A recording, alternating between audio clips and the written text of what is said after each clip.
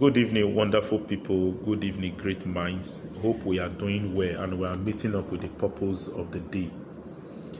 Yes, I actually made a post earlier this morning where I stated that the institution called marriage is not a place of destruction, rather is a place of building and recreation, and that is the design of the institutor right from inception, which is God Almighty himself.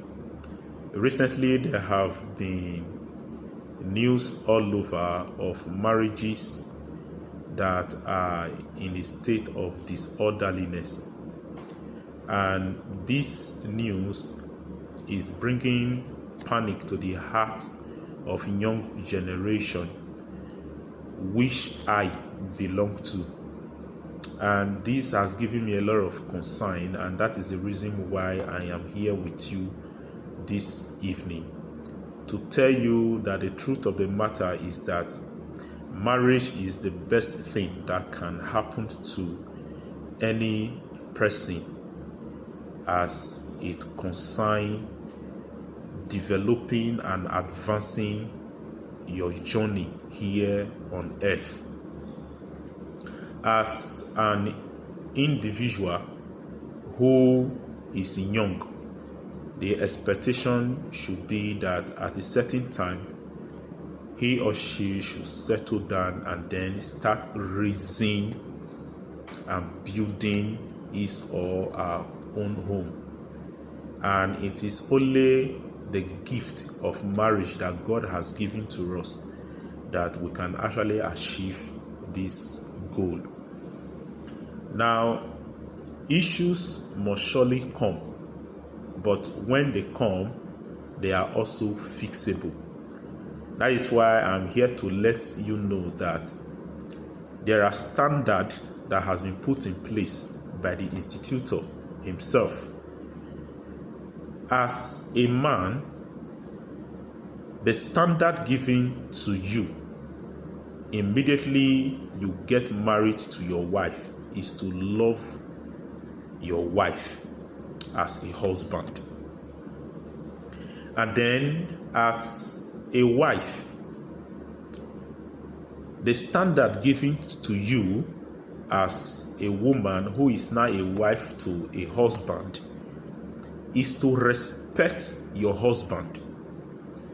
Now, for both the man and the woman, irrespective of what you see, when you are already married, is you must love your wife and you must respect your husband respectively. No matter what you see, no matter what later came up in the journey of the conjugal relationship, the man, you must love your wife, and the wife, you must respect your husband. Now, the challenge that humans face most times when it comes to this issue of marriage is the fact that a lot of persons prepare for marriage when they are already married, and that is not the way to go.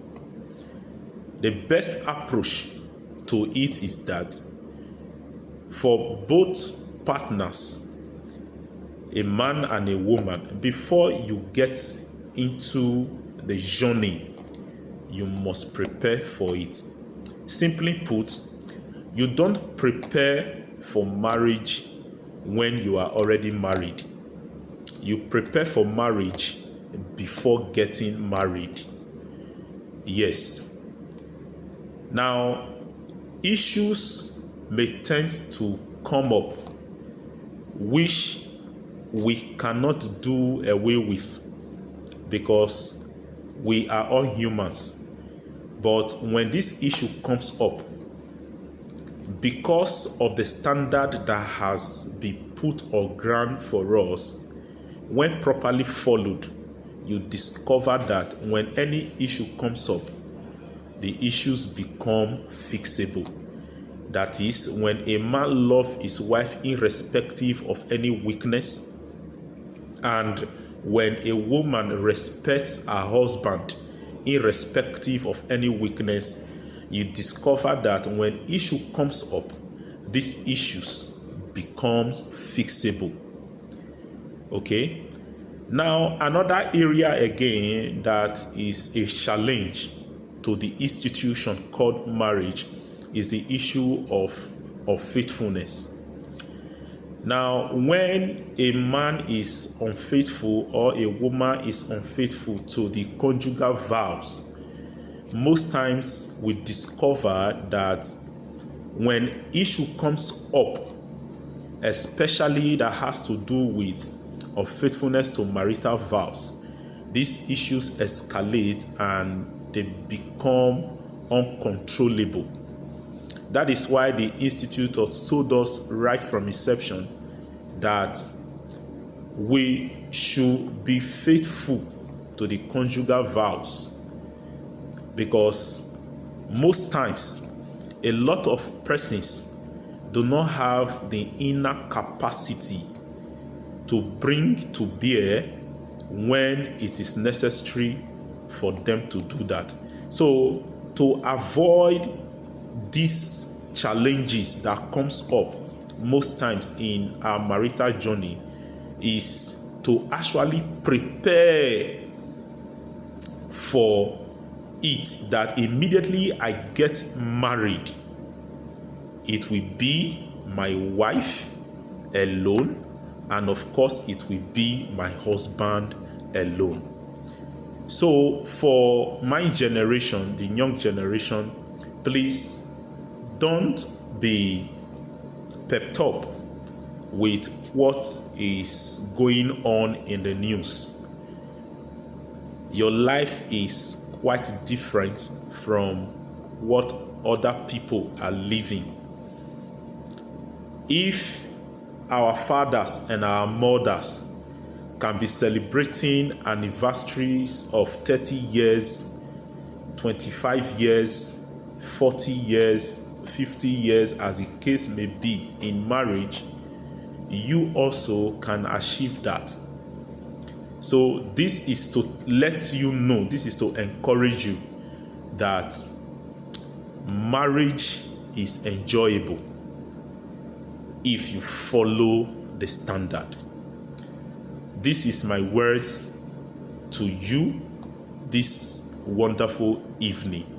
And I pray God that God should grant us grace to enjoy our marriage, knowing fully well that we have prepared for the journey even before entering into the journey. And not forgetting the fact that as a husband, you must love your wife, and as a wife, you must respect your husband. May the Lord bless our home and keep us to enjoy our home. I will see you again. Stay blessed and stay connected. See you